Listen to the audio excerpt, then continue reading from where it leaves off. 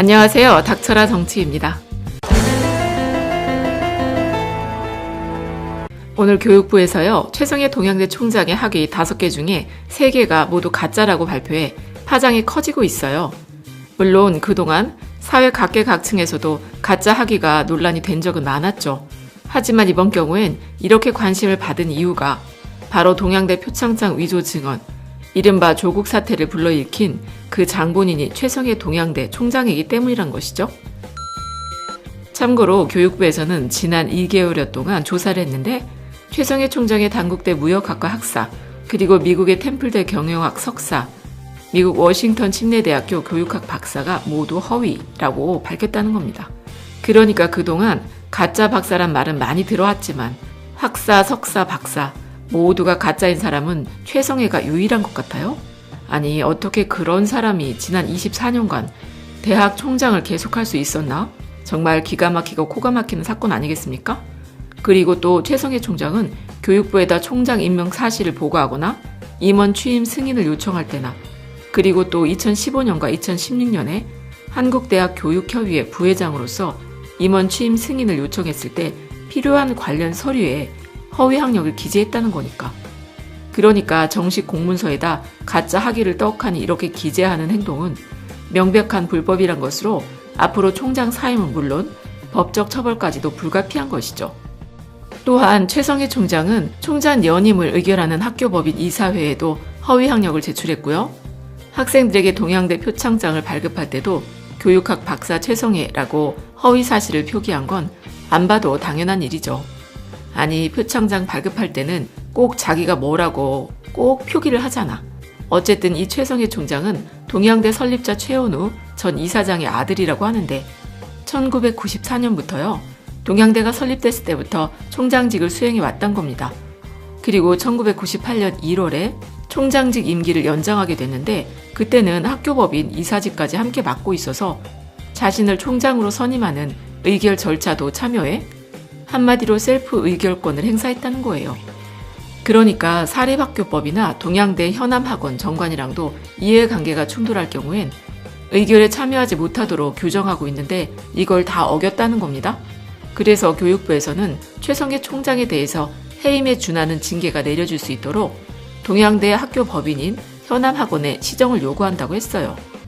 그러니까 동양대 현암학원 측에선 특별한 사유가 없으면 따라야 한다고 합니다. 그리고 또 최성해 총장의 현암학원 이사 경력과 부친인 최현우 전 이사장의 경력에 대해선 교육부에서요. 학교법인 임원으로서의 취임 승인도 취소할 예정이라고 하네요. 그렇게 임원 승인의 취소가 되면은 향후 5년간 그 어떤 학교법인의 이사도 할 수 없게 됩니다. 하지만 최성해 총장은 이 교육부 발표에 반발을 하면서 이의 신청을 한다고 하는데요. 총장 자격 요건엔 학위가 없으니 법적으로도 하자가 없다는 거예요. 그러니까 단국대 명예박사 학위를 받았고 당시엔 명예박사를 박사로 기재하는 게 관행이라서 법적인 문제가 없다는 겁니다. 그리고 어제요. 오마이뉴스의 최성해 총장이 동양대 A 교수를 통해서 정경심 교수에게 청탁한 내용이 보도가 됐어요.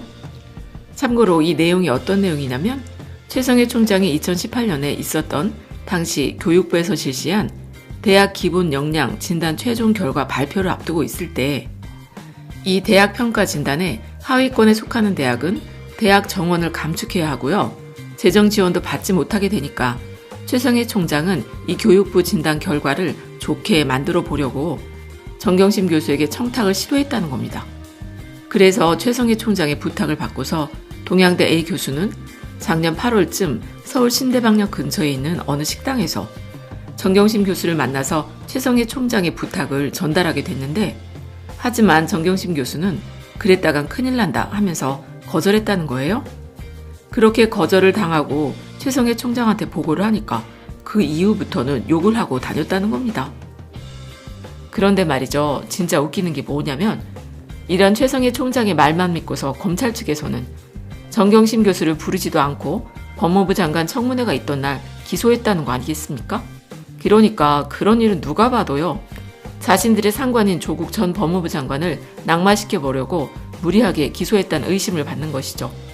그리고 최근에 법원은 검찰이 주장하는 공소장 변경을 불허했었죠.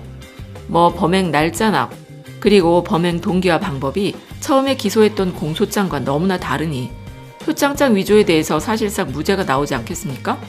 그리고 법원은 기소한 이후에 강제 수사를 벌여서 얻어낸 증거는 증거로 인정해줄 수 없다는 과거 대법원 판례를 들어서 검찰의 공소장 변경을 불허하게 된 건데, 검찰로서는 몇 달이 넘도록 삽질만 했으니 아주 개망신을 당한 셈이죠. 그러니까 이제 검찰이 밝혀야 할 것은 최성해 총장이 도대체 어떤 경로로 표창장 위조가 됐다며 검찰에 출두해 말을 했는지, 그 의도는 왜인지 검찰 출두하기 전 누구랑 공모한 사람은 없는지 밝혀내야 하는 것 아니겠습니까?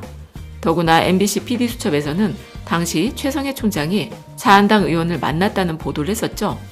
그런데 검찰은 그에 대해서 관계자를 불러 참고인 조사도 안 했다는 거니까 조국 전 가족만 몇 달 동안 붙잡아 놓고서 아주 잔인하게 수사하는 것과는 정말 대조되는 것 아니겠습니까?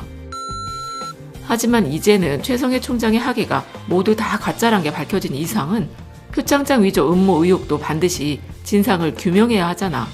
그거는 뭐 관계자들의 휴대폰만 압수를 해봐도 전말이 드러나게 될 것 같은데, 혹시 아이폰이라도 쓴다면 그럼 또 잠금장치 못 푸나? 어쨌든 검찰은 지금까지 묵혀둔 자한당 국회 선진화법 위반과 나경원 딸 그리고 아들의 황금스택 의혹, 그리고 황교안 세월호 수사 방해 의혹과 자녀들이 홈페이지 만들고 두세 달 만에 보건복지부의 표창장을 받은 거, 그리고 세월호 수사나 계엄령 수사도 나서야 하는 것 아닌가 싶네요. 하지만 만약에 검찰이 검찰개혁을 볼모로 이런 사건들을 그냥 어영부영 수사하거나 아예 수사를 하지도 않으면 촛불 시민들이 절대 가만히 내버려 두지 않을 겁니다. 더구나 이제는 최성해 총장의 학위가 가짜로 다 드러나게 됐으니 조국 장관 사태 때 뭐가 뭔지 몰라서 조국 전 장관과 그 가족들을 비난하던 중도층까지도 최성해 총장의 말만 믿고서 조국 가족을 잔인하게 수사하더니 몇 달이 넘도록 증거 하나 잡아내지 못하고 있으니 분노하는 것이죠. 그리고 요즘엔 언론에서도 검찰이 몇 달 동안 조국 장관의 가족을 이잡듯이 수사를 하더니 증거 하나 못 잡았냐? 하면서 기사가 나와요. 그러니까 검찰 측에서는 아주 멘붕 아니겠습니까? 멘붕? 더구나 문재인 정부 지지율은 또 올라버렸어. 그것도 임기 끝까지 지지한다는 분들이 41%가 넘어요. 41%. 그러니까 검찰은 지금이라도 검찰개혁을 받아들이고 실정법을 위반한 사람들에게 똑같은 잣대로 수사해야 되는 것 아니겠습니까? 이번 기회가 검찰에게 주어진 마지막 기회가 아닌가 싶네요. 그럼 끝까지 들어주셔서 감사드립니다. 좋은 의견 댓글로 많이 남겨주세요. 고맙습니다.